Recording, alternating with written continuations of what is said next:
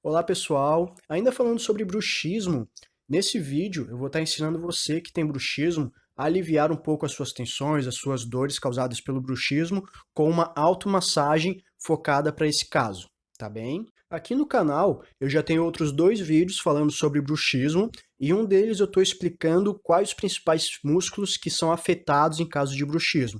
Então, caso você tenha interesse em descobrir o que está te incomodando e por que está te incomodando, eu sugiro que você assista esse vídeo. Eu vou deixar o link desses dois vídeos aqui na descrição desse vídeo aqui para você dar uma olhada depois, tá bem? Então, sem mais delongas, vou pedir para que você se inscreva no meu canal para acompanhar mais dicas como essa e vamos ao que interessa, vamos para a automassagem.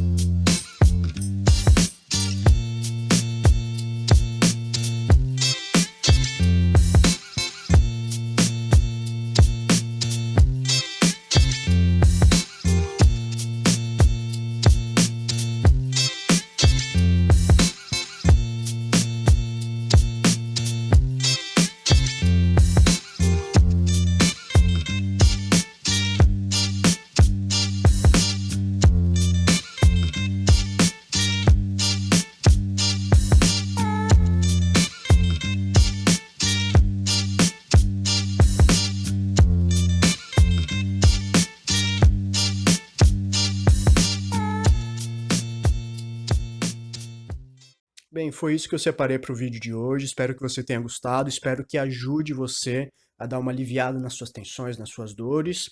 E se você gostou desse vídeo, deixa o like aqui, que vai ajudar bastante a divulgar o meu conteúdo.